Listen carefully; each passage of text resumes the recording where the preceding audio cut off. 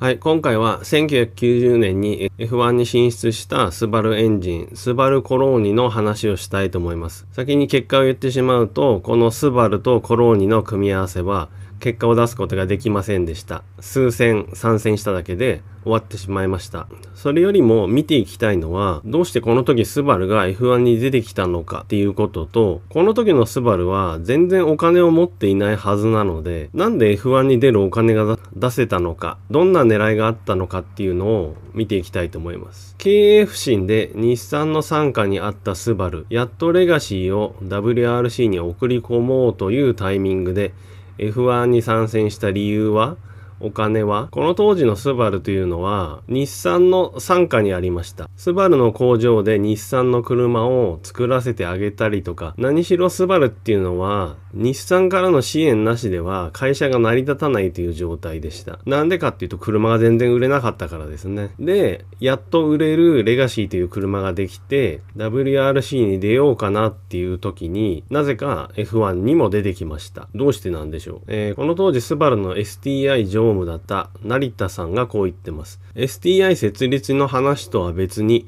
当時 F1 エンジンのプロジェクトが進行中でした。当時工銀から主事として営業に入った方がいたのですが、モータースポーツ構想の話をしていると彼はそれなら F1 だとなった。多分 F1 しか名前を知らなかったのだと思いますが、スバルの経営がうまくいってなかったっていうのがわかるようなエピソードですね。工銀から入った営業の方、偉い方なんでしょう。その方がいろんな決定権を持ってたんでしょうが、モータースポーツをやった方がいいっていう話になった時に、それなら F1 だと、その人が言ったわけですね。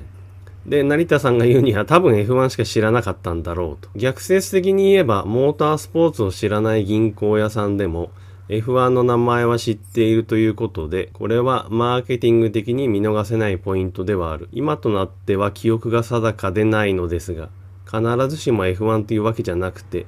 当初は WEC の話が先にあったのかな。これ成田さんが言ってる通りで、銀行屋さんでも F1 は知ってる。これがマーケティング的に重要だと。これからスバルはレガシーを売って稼がなくちゃいけないって時ですから、マーケティング戦略っていうのが非常に重要なわけですよね。やっぱり世間にこの車速いってイメージを持たせるには、モータースポーツでの活躍が一番だと。もっと言うと、銀行屋さんでも F1 っていうのは知ってるわけなので F1 で宣伝できればマーケティング的には一番強いってことですよね。で、今となっては記憶が定かでないけど、当初は WEC の話が先にあったのかなって言ってますね。何しろいろいろモータースポーツの可能性を探っていたんでしょうね。で、実際にコローニと組んでスバルコローニとなって、その代表になったのが高岡さんです。で、高岡さんはこう言ってます。僕は最初からダメですよって言ったんだ。グランドエフェクトにも向いてないし、重量も重い。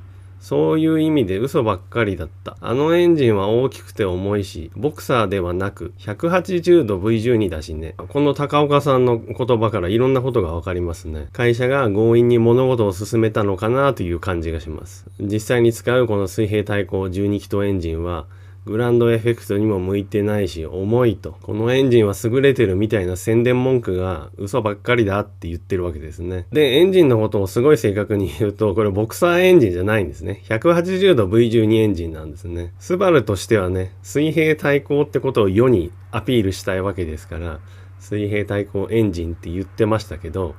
実際の正確なレイアウトは180度 V12。だから、フェラーリテスタロッサとか、ああいうエンジンと同じですかね。で、私が思うこのエンジンの弱点なんですが、スバルモトリーニモデルに弱点。エンジン高が低く車体剛性がない。車体内のエアフローが悪くグランドエフェクトが弱い。ヘッドが左右離れてて、マスの集中化がされていない。排気管に自由度がない。吸気エアボックス容量不足と思います。一番最初の車体剛性がないっていうのは、これエンジンが平べったいもんですから、エンジンの高さがないわけですね。F1 の場合エンジンっていうのは車体の一部ですから、エンジンが薄べったいと車が縦方向に折れちゃうって言えばいいんですかね。もしくはねじり剛性が出ないんですね。次にエンジンのヘッドが左右にベタンって寝てるわけなので、サイドポンツーンから入ってきた空気が抜けないわけですよね。ここの空気が抜けないってことは、グランドエフェクトの発生量が絶対弱いはずなので、車体のダウンフォースも少ないと。今も言ったそのエンジンヘッドが左右に低く離れて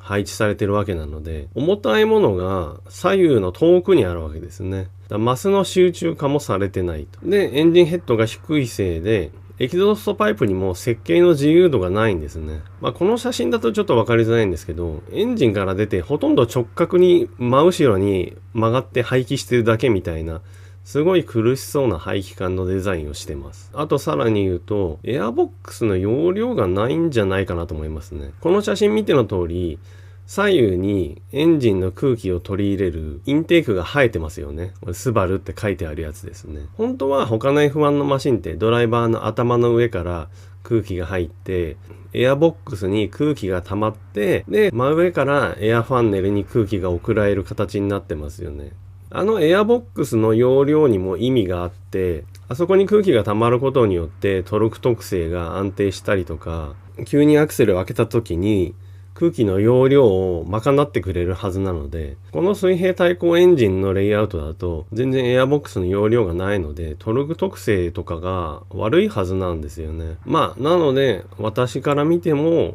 このエンジンっていうのは F1 に全然向いてない。本当に水平対向エンジンだよって言いたいがためにあるだけのエンジン。しかもさっきも言った通り本当は水平対向エンジンじゃないという不思議なエンジンということになります。ただチーム代表の高岡さんはこれじゃダメだと思いつつも話が進んでしまってると。で、スバルの本社から5億円送られてきたと。5億しかないとなると1億で買えるチームじゃないと始まらない。それで買えるのはコローニだけだった。とにかく始めちゃえばいいって始めたんだ。当時 STE にいたのは3人だけで金もない。いかにひどかったかわかるでしょう。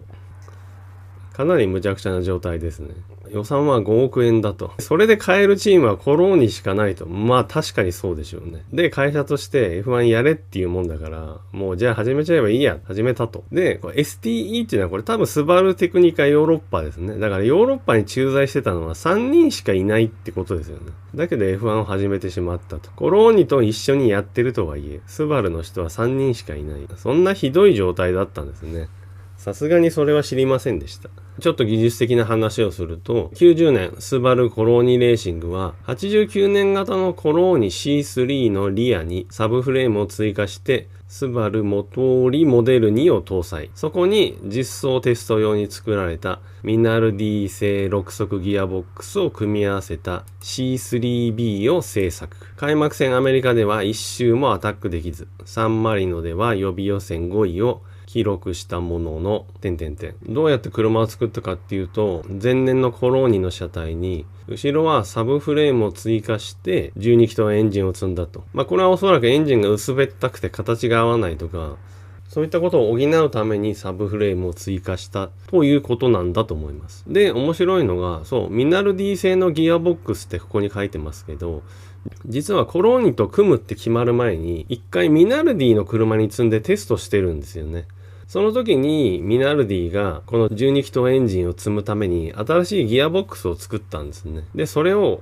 買い取ったのかもらったのかして使ったってことですよね。だからこれ正式名称はあれですよね。スバルコローニミナルディレーシングと言ってもいいぐらいな不思議な車なんですね。ちなみにミナルディにテスト走行のためにギアボックスを作ったから5000万円払えっつって払わされたらしいですけどね。で、結果はどうだったかっていうと、アメリカグランプリでは1周も走れず。で、強いて言うと、サンマリノグランプリで予備予選5位だった。だから、あと1個上だったら予備予選を突破できた。これが一番いい成績で、あとはもう全然ダメだったと。そういうことです。F1 参戦をやめるということについて、また成田さんの話を見たいと思います。結果的に WRC に一本化した理由は、F1 の場合やはり投資金額の問題です。当時の僕らには目の玉が飛び出るほどの金額が必要でした。これは大変だが、いつの間にかこれは無理だに変わってしまった。ラリーだってお金がかからないわけじゃないですが、出して出せない金額ではなかった。やっぱりお金なんですね。始まってみたら、なんだそんなにかかんのかって、やっぱり無理だって思ったんでしょうね。なので結局会社としても正式に続けられないっていうことで、終わりにしてしまったと。ただ WRC に関しては、参戦をしばらくこの後していくことになります。そちらは当然大正解でしたね。まあこれがスバルが F1 に出てきた理由で、全然戦闘力がなかった理由ということになると思います。結果で言えばもちろんこれ大失敗だったわけですけども、最初に紹介した会社としてマーケティング目線で F1 に出るのがいいんじゃないかっていう、その判断は私いいと思います。やっぱりこの後 WRC で活躍したことによってスバルの認知度は圧倒的に高まったわけです。で、スバルの車速いっていうイメージが植え付けられたわけなので、モータースポーツの宣伝効果っていうのはやっぱ絶大なんですよね。